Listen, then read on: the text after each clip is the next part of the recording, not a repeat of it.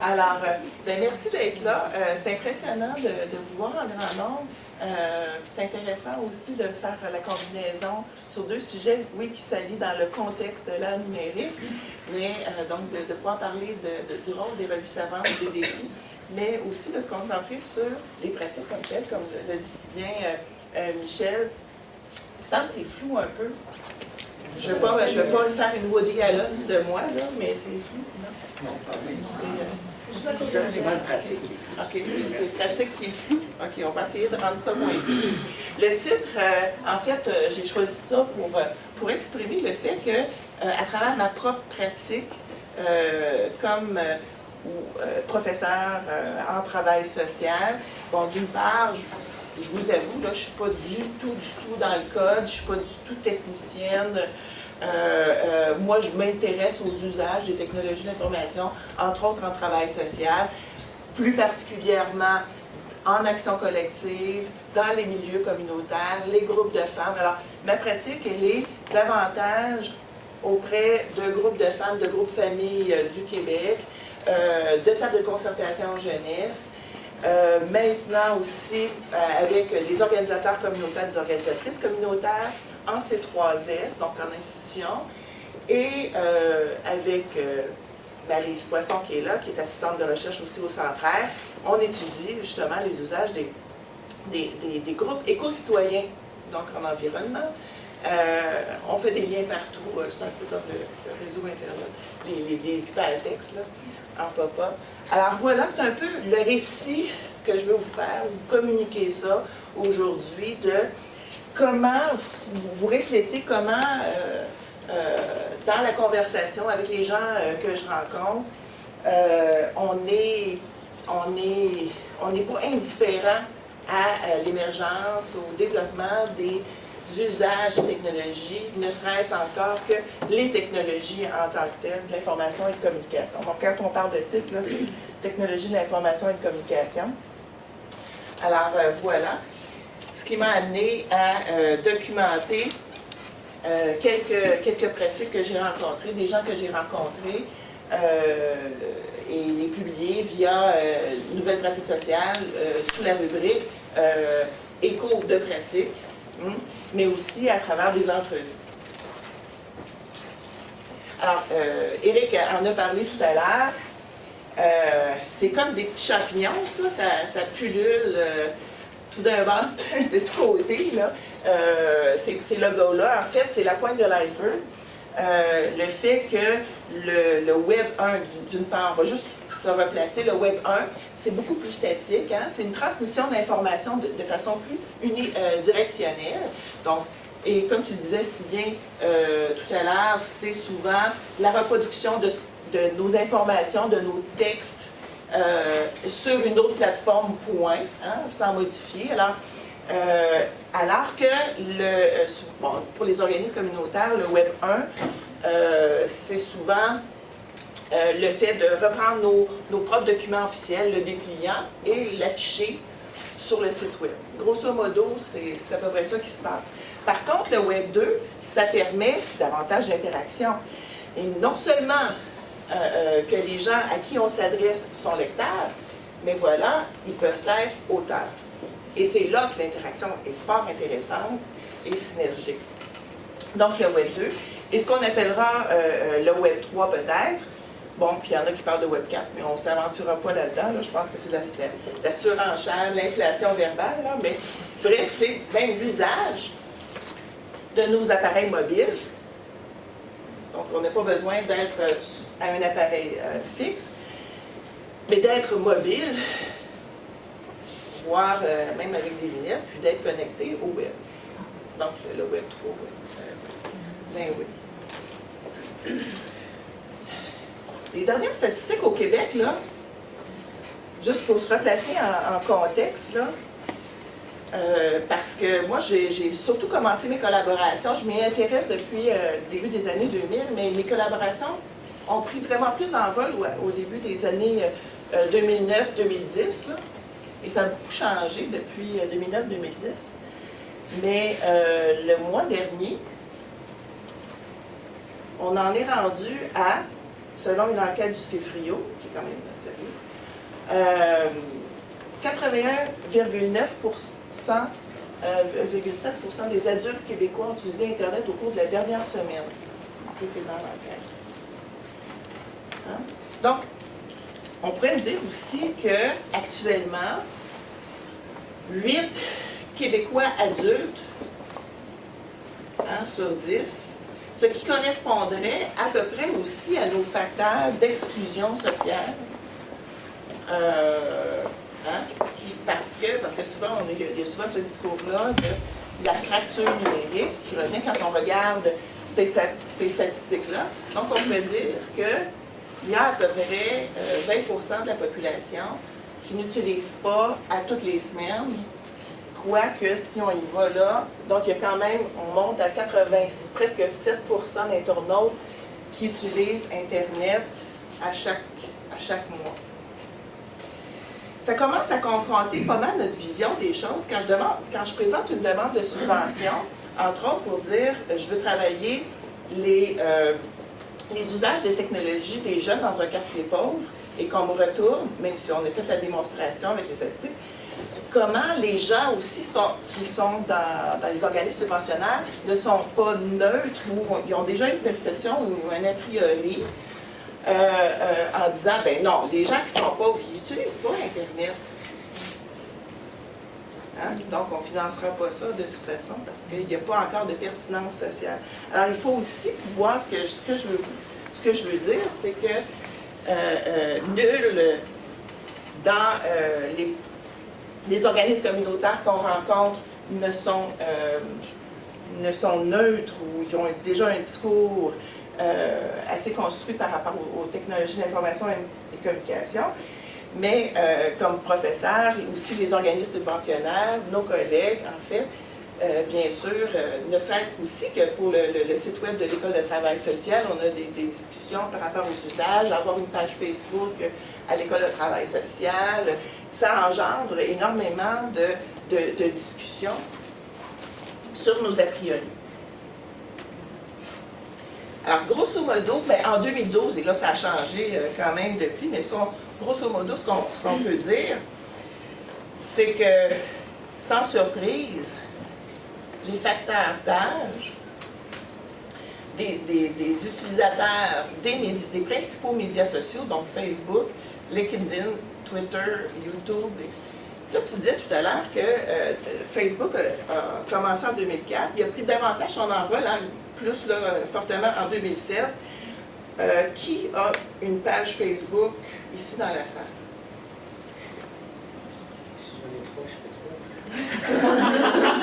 Si je dis 2 tiers, est-ce que je suis en tout cas à l'œil, là? En tout cas, c'est parce que je voyage en Bolivie, je collabore et je faisais le même exercice dans une salle de 100 personnes avec des étudiants à Santa Cruz, donc en Amazonie. Puis on me disait, Sylvie, ça n'a pas de pertinence de parler des usages des technologies dans les pratiques sociales. Et j'ai fait l'exercice, écoutez, les jeunes qui étaient dans la salle, puis c'était pas nécessairement issus de familles excessivement riches, là, je vous le dis, là. La majorité avait déjà une page Facebook, là. Donc, les usages sont croissants, ils sont là. On peut être d'accord ou non avec l'usage, par exemple, de Facebook pour X raisons. Mais, bref, ce que je veux signifier, c'est que les usages sont croissants, ils sont là. Il faut bien se positionner, ou en tout cas, au moins, pouvoir décrire ce que font les gens avec ces technologies des communications, d'information et de communication. Alors, ce que que je me suis imprégnée, finalement, de certaines affirmations et questions, évidemment, d'intervenants sociaux, et c'est ce que je veux vous rendre compte. D'une part,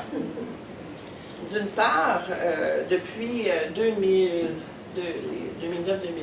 qui ressort énormément, c'est une forte critique envers, pas les usages, mais envers les technologies d'information et de communication comme telles. On verra c'est quoi la nuance, là.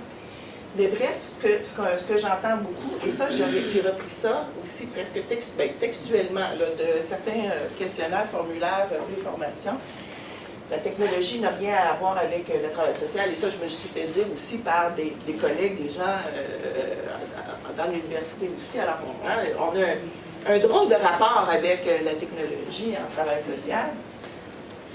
Les technologies d'information et de communication, ça n'aide pas les gens les plus pauvres, les plus vulnérables de la société. Développer des pratiques, ce n'est pas pertinent socialement. Hein? Militer avec Facebook, c'est du militantisme virtuel qui n'est pas réel. Je vais vous dire un gros mot. Je m'excuse. En plus, c'est filmé. Oh non. Mais si j'écris sur Facebook, va, C-H-I-E-R, je pense pas que ça soit irréel et que ce n'ait pas d'impact. Hein? Donc, bon. Utiliser, c'est pas moi qui sonne, c'est dans la... C'est tout à fait dans le contexte. C'est, je sais pas si c'est l'indexation. Utiliser l'éthique, ça encourage l'individualisme. Hein?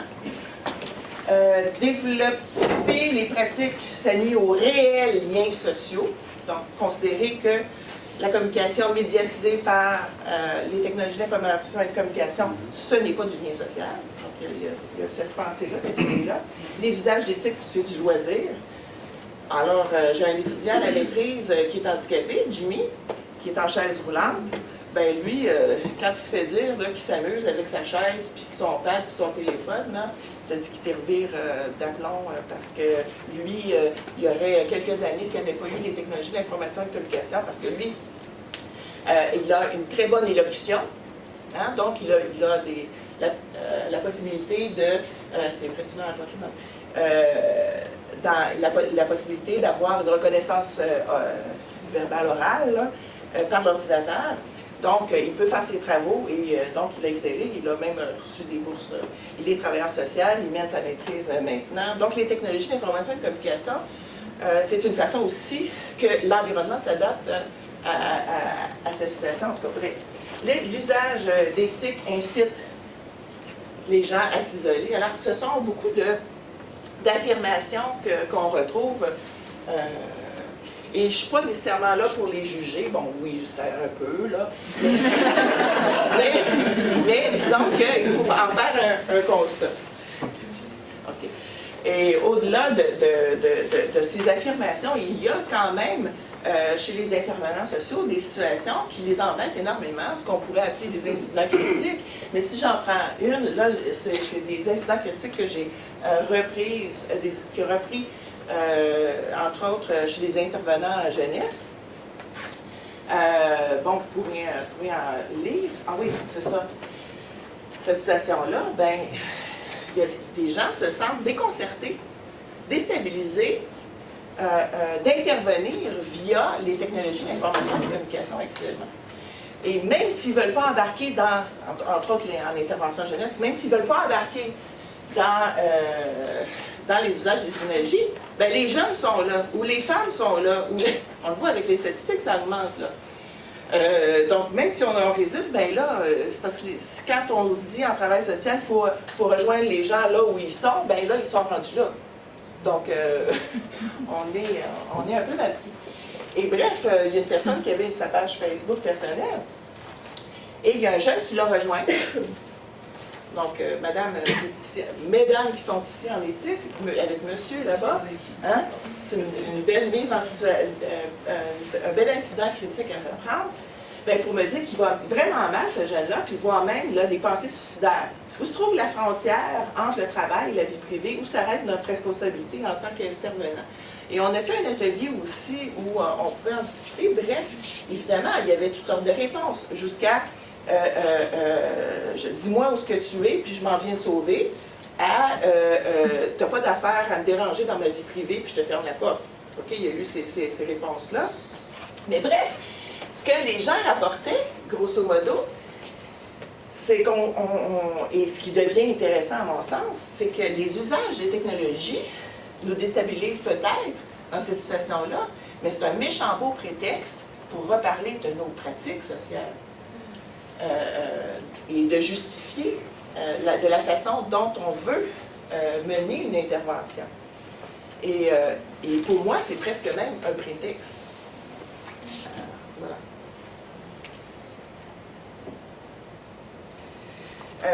Chez les groupes de femmes et familles, avec lesquels je collabore avec la Fédération des familles monoparentales et recomposées du Québec, le réseau québécois des tables régionales de groupes de femmes du Québec. Et grosso modo, leurs préoccupations, ils sont, sociales, économiques, politiques, éthiques, et il va bien falloir aussi que je rajoute environnemental, écologiste ou environnementaux. D'ailleurs, je me questionne aussi, en tout cas, on s'en parlera sur qu'est-ce qui est le moins écologique, utiliser le papier ou utiliser les serveurs à distance, mais en tout cas, ça c'est une question. Enjeux sociaux, oui, ils se posent plein de questions, les intervenants, les intervenantes. Est-ce que c'est efficace de rejoindre mon membership pour mon organisation? Est-ce que les gens qui sont membres de mon organisation vont utiliser ça? Est-ce que ça peut augmenter la démocratie dans notre groupe? Est-ce que ça va faciliter nos liens avec nos partenaires, avec les institutions? Toutes les questions d'Internet citoyen. Les enjeux économiques, est-ce qu'on va économiser de l'argent? Est-ce qu'on va passer plus de temps, puis finalement, on va devoir dépenser davantage en ressources humaines sur les communications? Comme si, finalement, les communications étaient un module à part de l'organisation. Voilà. Les enjeux politiques, il y en a plein, mais oui, est-ce qu'on peut avoir davantage de rapports de force par rapport à d'autres acteurs sociaux ou institutions? Bon, les enjeux éthiques, c'est la dimension qui tracasse énormément d'intervenants et d'intervenantes. Et il y a très souvent cette volonté de normer, de baliser, qui est louable, mais il est dit aussi de cette façon-là de vouloir contrôler, de garder le contrôle sur l'intervention, sur notre relation. Je vous raconte une anecdote, mais une intervenante qui disait, moi je fais du groupe, puis il y a une femme de notre groupe de femmes qui est allée bitcher une autre membre du groupe sur Facebook. Puis là, ils se sont chicanés. Mais elle dit, moi, si on ouvre une page Facebook, tu sais, moi, ça me tente pas qu'on se bitche, puis là, comment je vais pouvoir garder le contrôle? Hein? Donc, il y a un sentiment, donc c'est une belle situation pour re-questionner les orientations et les principes de nos pratiques sociales, puis de revenir aussi peut-être des fois à des principes habituels ou auxquels on dit adhérer, comme l'éducation populaire. On va se donner ensemble à discuter des règles de discussion. Puis à part de ça, ce qui se passe dans le corridor, ce qui se passe dans ta vie privée, ça ne me regarde pas. Hein? Donc, voilà. Bon, bref, ça fait émerger plusieurs questions, mais on devrait aussi faire émerger des questions environnementales, bien sûr. La transformation des pratiques sociales révélées par les usages éthiques. Écoutez, je pense que là, ça pousse là, de tout bord, de tout côté. Ça ne sera vraiment pas exhaustif. Je veux juste faire des pop-up, là. Bon, puis on a faim.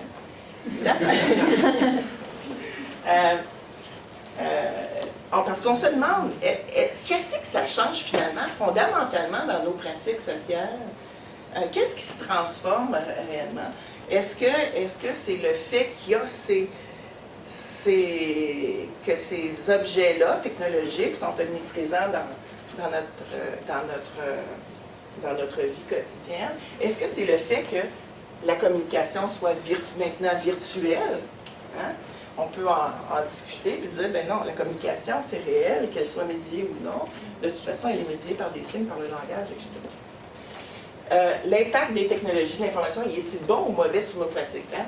je peux me positionner comme en disant, ben moi les technologies, je ne veux pas que ça rentre dans ma maison, je ne veux pas que ça rentre parce que on va supposer un certain déterminisme technologique. Même à l'inverse, on pourrait dire qu'on adhère, qu'on en fait l'apologie des technologies. Donc bref, ben, on pourrait tout simplement discuter et en dire, est-ce que les technologies déterminent vraiment nos comportements, nos pratiques sociales, notre vie en société? Point d'interrogation. La communication est moins bonne qu'avant. Les jeunes, ils écrivent tout croche. Puis, on ne se voit plus. Puis, bon, c'est vrai aussi, d'un certain sens, c'est toujours du point de vue qu'on se place, mais on peut aussi dire qu'il y a des formes différentes de communication, puis il y a un nouveau langage qui se crée à travers on peut aussi dire qu'il y a une explosion de la communication. D'ailleurs, il y a un livre de Philippe Breton qui a été écrit sous ce titre-là. Puis les jeunes, ils ne s'engagent plus comme avant. Hein? C'est comme si c'était bien meilleur dans notre temps, etc. Ben, mais surtout avec, je dirais, les mouvements des indignés à travers le monde, de Wall Street, Occupy Wall Street, mais bon, en 2012 ici, là, du printemps arabe, des printemps arabes. Bon, mais les jeunes ou les gens aussi peuvent s'engager différemment. Donc, c'est ça, grosso modo. Il y a Serge Proulx là, qui enseigne ici en communication, qui a écrit avec Francis Jory-Libéry, puis qui, grosso modo, nous disent ben, nos rapports aux technologies se résument à trois grands paradigmes, qui seraient le déterminisme technologique, le déterminisme social.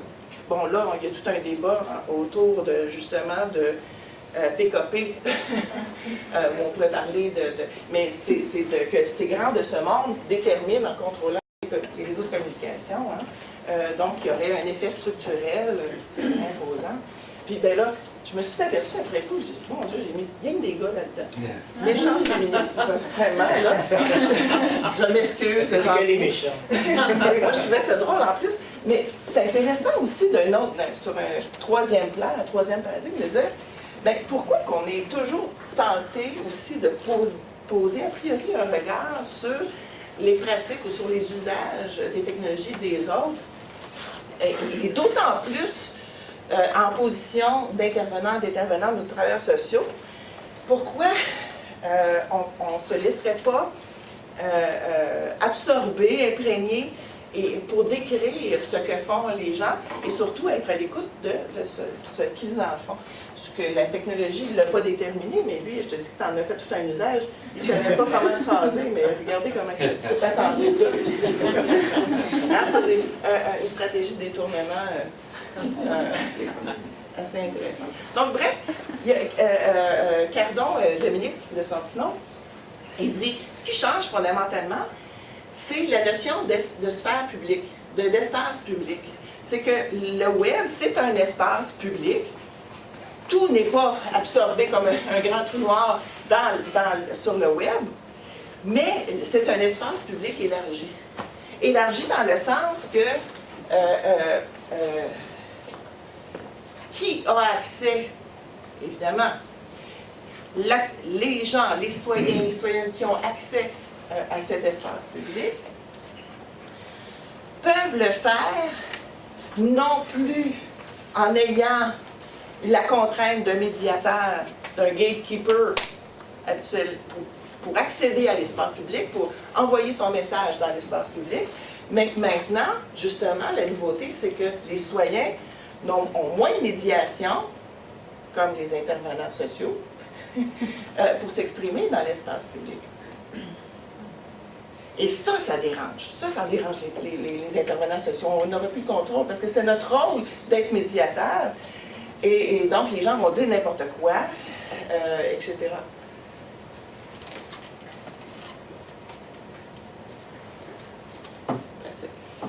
Là, il me reste combien de temps?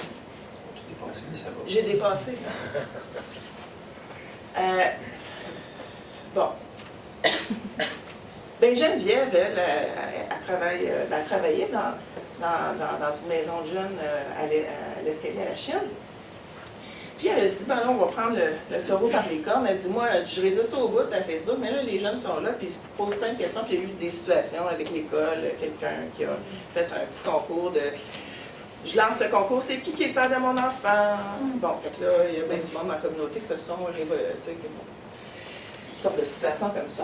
Et là, ils se sont donné une réflexion, un espace de réflexion sur les usages de Facebook.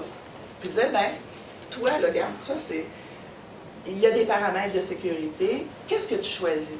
Qu'est-ce que ça veut dire? Donc, il y a eu un accompagnement, une appropriation de cet outil technologique, mais dans une vision d'appropriation, puis de choix, et aussi de discussion, aussi en groupe, sur qu'est-ce que ça veut dire aussi de s'exprimer dans l'espace public.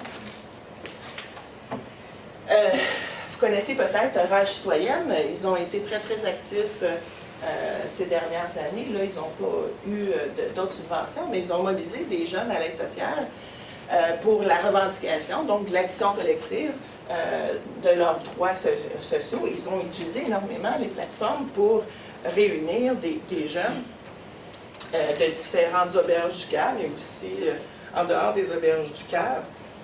Et ils ont produit des vidéos, etc. Donc, ils ont aussi pris la parole, une parole dans l'espace public. Les groupes de femmes, bien, je vous dirais que les groupes de femmes, ça se développe. Les groupes de femmes du côté anglophone canadien, ils ont emboîté le pas plus rapidement qu'ici, du côté francophone au Québec. Mais elles voient, en tout cas dans leur discours, elles disent qu'elles n'ont plus le choix. Elles ne voulaient pas, puis elles n'ont plus le choix. D'autres, bien sûr, disent qu'il était temps, on veut, mais on remet, mais c'est difficile de convaincre nos collègues. Il semble qu'il y ait depuis 2010, et d'autant plus avec la grève étudiante, tout ce qui s'est passé comme mobilisation à l'échelle internationale, où on est même en train de dire qu'il y a eu une révolution Facebook, là, à cause de... bon, ça c'est un autre genre de discours, mais...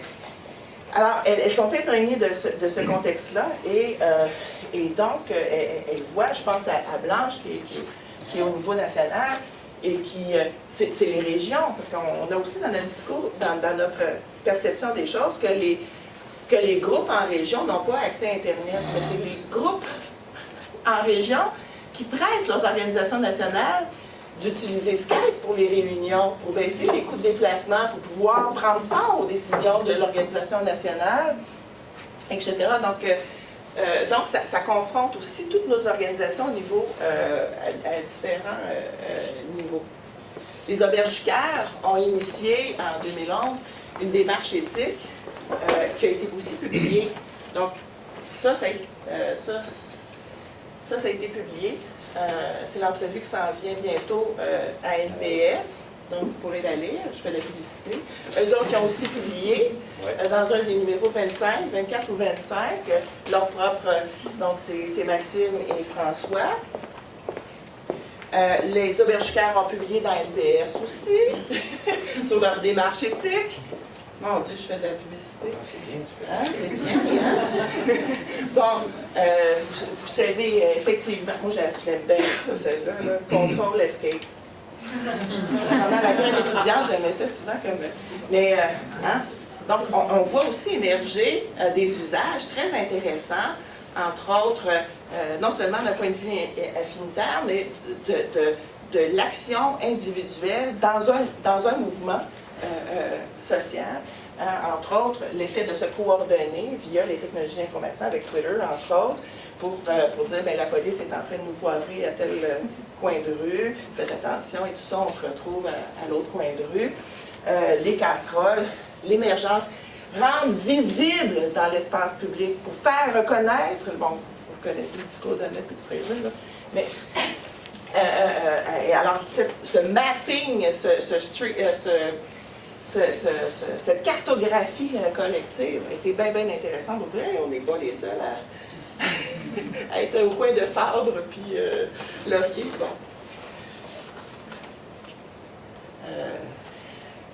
Et aussi, il y a toute une génération, il y a beaucoup d'écrits là-dessus sur la culture de la génération qu'on appelle computer ou communication,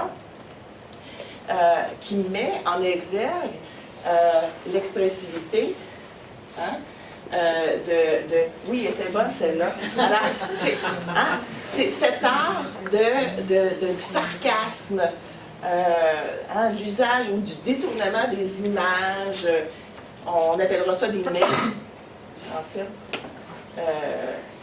Et ça, c'est le clin d'œil au beurre noir. Comment éviter les matraques. On est sur l'étage de philosophie, mais non, c'est ça. Avant, il était en histoire. Gabriel Nadeau-Dubois, mais appelle oui, sa vie, Gabriel Nadeau-Dubois, sa vie, ses amours. Blog, faire l'amour après une manif. Hein? Donc, c'est intéressant, mais aussi, c'est aussi de dénoncer. Il n'y a pas juste à Montebello, mais bon, on se souvient même de son numéro maintenant. Matricule 28, on s'en souvient en plus. Alors, c'est des instruments importants pour témoigner je vais finir là-dessus. Pendant ce temps-là, les gens qui sont mandatés par des institutions en organisation communautaire, en travail social, entre autres, ben, ils sont pas mal débranchés. André Saint-Onge, qui était à Sept-Îles, il dit, dans des îles de la Madeleine, il dit « Il semble qu'aucun employé ait accès à Facebook. » Ça, c'est en 2012, là. C'est pas en 2005, là. Il semble qu'aucun employé ait accès à Facebook. Il en va de même pour tous les sites ayant du vidéo, tels que YouTube. Les sites subversifs comme Radio-Canada sont également mis à la censure. Oui, bien, il rigolait, là, il était très cynique, là, mais en disant « Écoute, je peux même pas aller sur le site de Radio-Canada, donc c'est 3S, là, on m'empêche. J'ai dû faire des demandes spéciales au Centre d'assistance informatique pour visionner ma propre participation à un documentaire de l'ONF. Pour ma part, je n'ai pas accès à Face de Book. Cependant, j'ai fait une demande pour avoir accès au site de Radio-Canada et Télé-Québec. J'ai maintenant accès à Radio-Canada, mais pas encore à Télé-Québec. C'est 50% de réussite, c'est pas pire. Ici, nous ne sommes pas autorisés à installer un logiciel, le télécharger. On nous a fait signer un papier et nous risquons un congédiement si nous contrevenons à cette... Alors, Martine Dubé, en lycée Montréal-Nord, disait « L'usage d'éthique est doublement pertinent puisque de plus en plus d'organismes communautaires ont fait leur page Facebook, puis je pense que ce sera un virage nécessaire. Ils ont de plus en plus de demandes et n'ont ni la formation, ni les moyens techniques et politiques actuellement pour le faire. Alors, il faut qu'ils sensibilisent, non seulement qu'ils sensibilisent, mais qu'ils fassent la pression sur leur patron ou sur la structure, sinon qu'ils amènent quelques petits gâteaux au service informatique pour les soudoyer. Bref, je finirai là-dessus, ben, je vais continuer. Mais on n'est pas beaucoup au Québec à s'intéresser au usage des technologies d'information et de communication en travail social. En fait, je suis la seule, même au Canada. Je suis une femme en plus. Dans le genre, dans les relations technologie et bon. Alors, il me semble que les 3 choses que je vais continuer à faire, c'est collaborer, documenter puis discuter. Ben, c'est ça. Merci beaucoup.